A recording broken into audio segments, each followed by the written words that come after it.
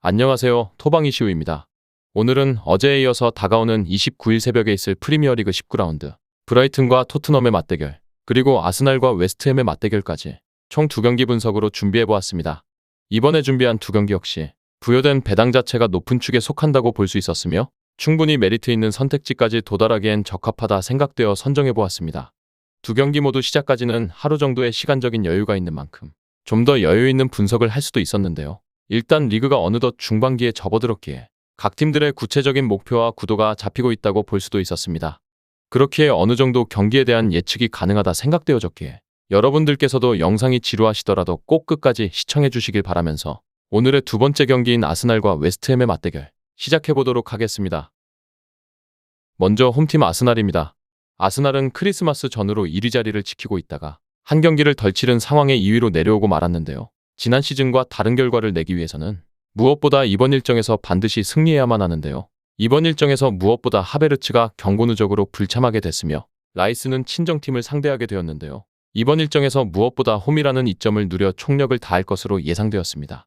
지난 리버풀과의 경기에서는 오히려 라인을 낮추고 상대의 무게중심을 끌어당기는 모습을 보여줬던 아스날인데 플레이메이커인 웨데고르가 직접 볼을 받으러 내려오는 상황에서 상대 선수도 함께 따라오면서 발생하는 공간을 적극적으로 활용했고 선수비 후역습을 추구하는 웨스트햄을 상대로도 이러한 방식이 꽤나 유효할 것으로 예상되었는데요. 공간이 주어지면 활개를 치는 사카의 움직임은 충분히 위협적이고 또한 팀 내에서 3골 이상을 기록 중인 선수가 7명으로 득점원이 다양하다는 것도 긍정적인 요소라 볼 수 있기에 이번 일정에서도 최소 1골 이상의 득점 가능성은 열어둘 수 있었습니다.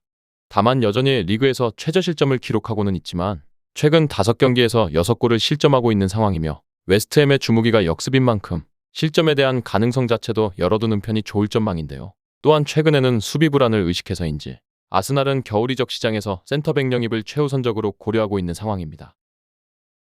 다음은 원정팀 웨스트햄입니다. 웨스트햄은 맨유를 상대로 홈에서 2대0으로 제압하며 순위까지 치고 올라가는 모습을 보여주었습니다. 더불어 리그 2연승을 달리면서 순항하고 있는데 리그 1위인 아스날을 만나게 된 상황 자체는 썩 만족스럽지는 못할 전망입니다.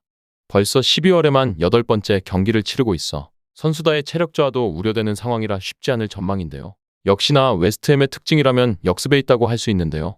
역습을 할 때 공격력이 강해지는 전력을 구축했고 볼 소유 시간이 많지 않지만 효율적인 움직임을 가져가는데요. 이번 일정 또한 늘 하던 것을 할 것으로 예상되었는데요. 선수비 후역습으로 아스날의 배후 공간을 데드폴 스페셜리스트인 워드프라우스와 온더볼 능력이 좋은 파케타가 적극적으로 활용될 전망입니다. 여기에 돌파력 좋은 쿠두스의 최근 클러치 능력은 훌륭한 편인데요.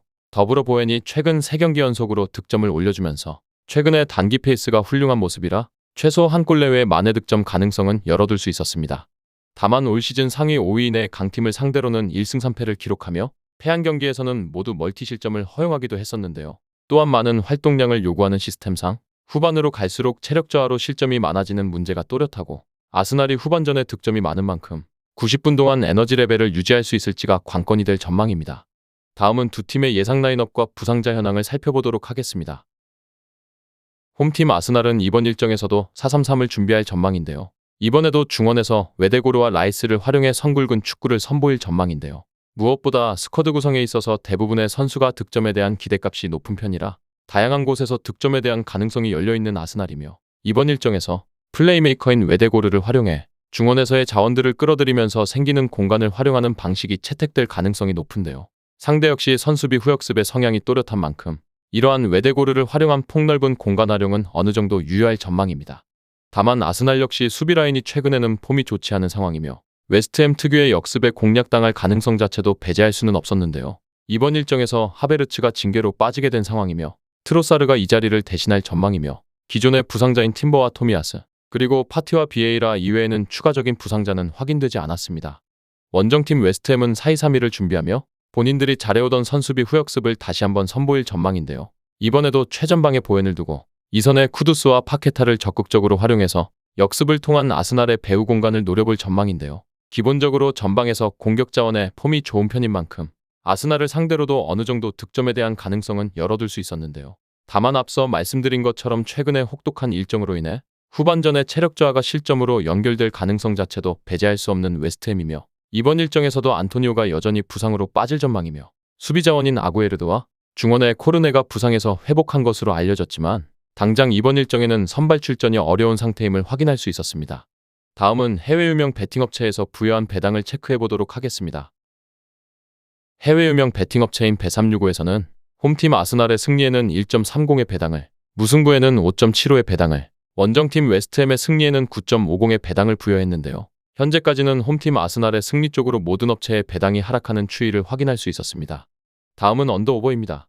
2.5의 기준에서 보았을 때 오버에는 1.53의 배당이, 언더에는 2.40의 배당이 부여되었는데요. 이 역시도 대다수의 업체의 배당이 다득점 쪽으로 하락하는 추이를 확인할 수 있었습니다.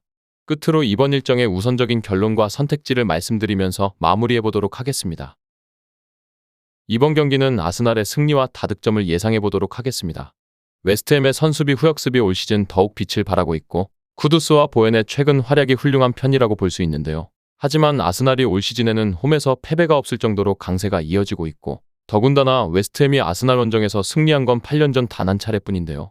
또한 웨스트햄이 상위 전역에게 1승 3패를 기록하면서 패배했던 경기에서 모두 멀티 실점을 기록하고 있어 이번 일정도 이러한 기록을 어느 정도 반영할 수밖에 없었는데요. 하지만 공격력 자체는 두 팀 모두 문제가 없다고 예견되어지는 만큼 다득점의 양상까지도 예상해보면서 우선적으로 아스날의 승리와 다득점, 후순위로 핸디캡 무승부 쪽의 접근까지도 고려해보면서 마무리해보도록 하겠습니다.